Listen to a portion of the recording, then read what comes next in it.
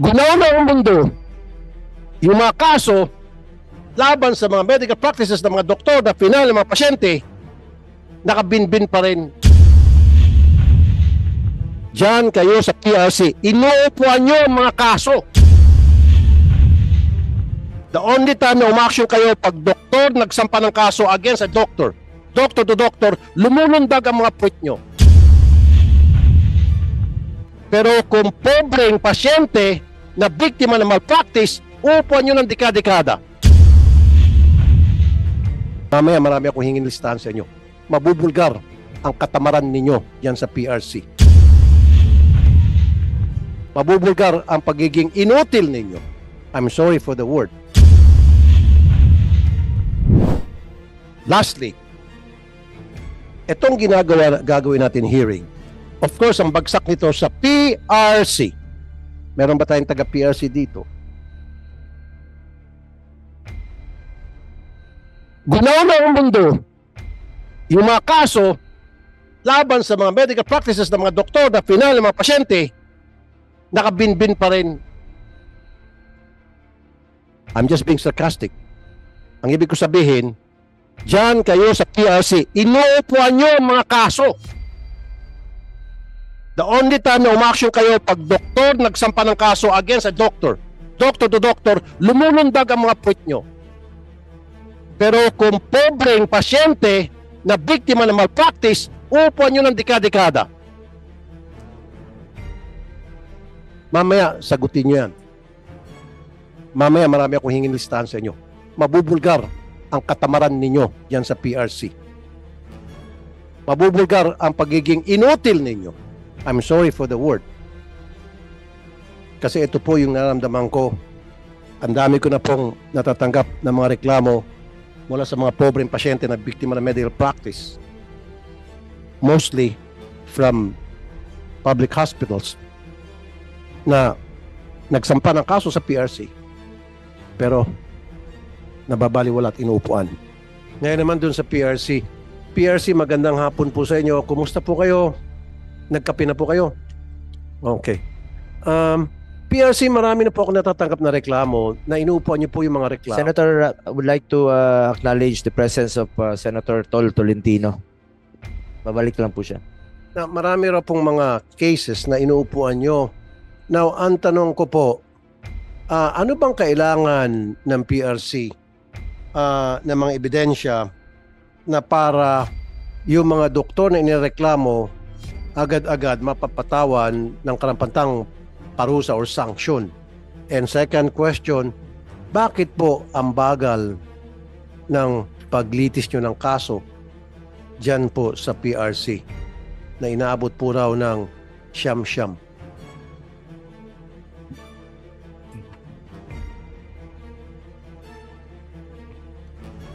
Thank you very much, Honorable Senator Tulfo.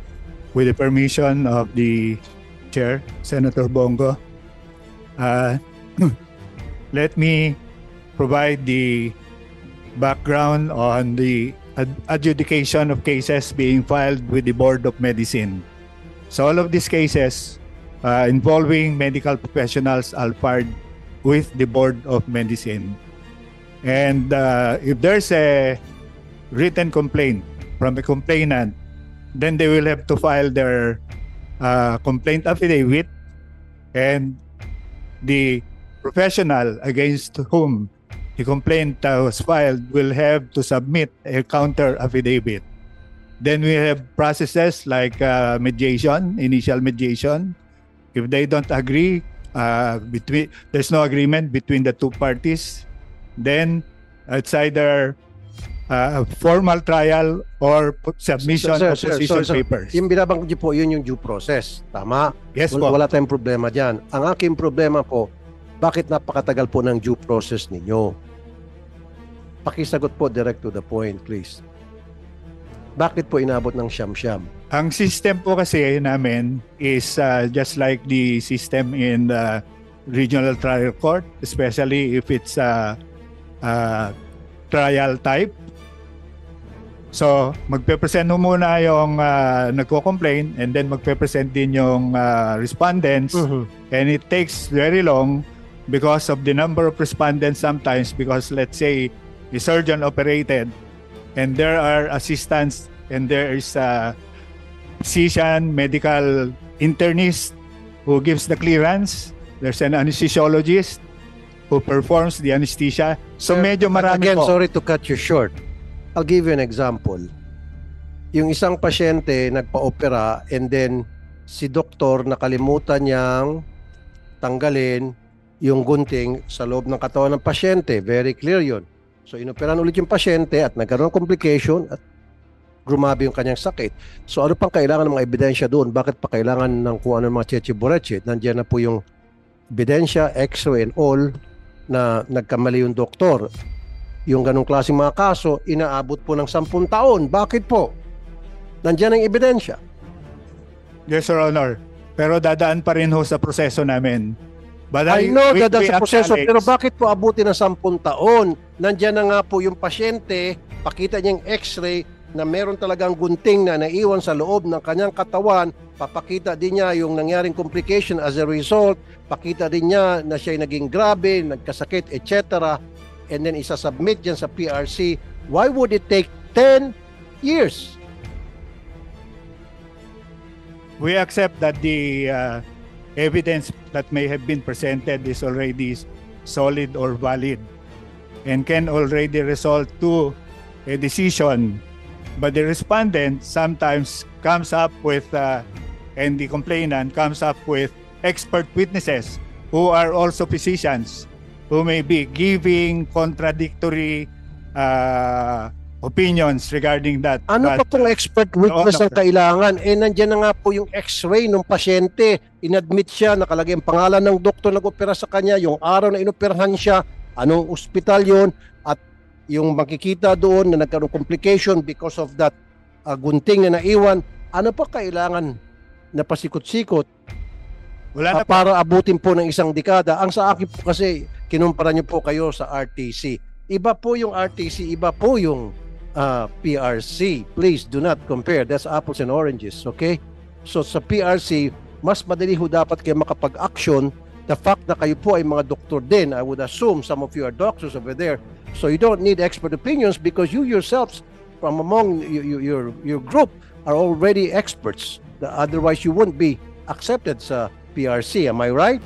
So don't tell me about these expert doctors na kailangan pa magtistigo, etc., etc. All you need is 1 plus 1. 1, may pasyente na may reklamo na naiwanan ng, sample lang po ito, naiwanan ng gunting sa loob ng katawan niya, may x-ray and all, and then 2, ito si doktor na inaamin niya, siya ngayon nag-opera at inaamin niya na naiwan ngayong gunting. Ano pang kailangan? Bakit abutin 10 taon? Sir, Right now, sir, I don't have the data regarding how long those kinds of cases are, no?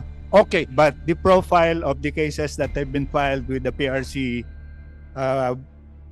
for medical professionals, 212 unprofessional conduct, malpractice 7, negligence 249, violation of code of ethics with the code of ethics of the PMA adopted by the Board of Medicine 41, immorality 47, and I cannot maybe we have the head of the Okay.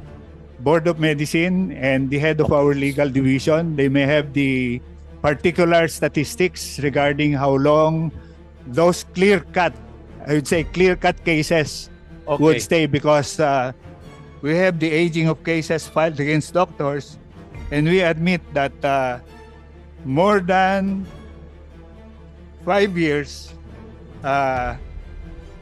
there are 55%, meaning 313 out of 567. Give me a list. Give us a list, Doc. Are you a doctor? Sir? You're a Yes, doctor? yes, Okay. Your Honor. Give us a list, Doc. Yung mga kaso na na-file and then yung mga kasong nakabinbin at yung mga kasong nabigyan nyo na ng resolution or na-resolve.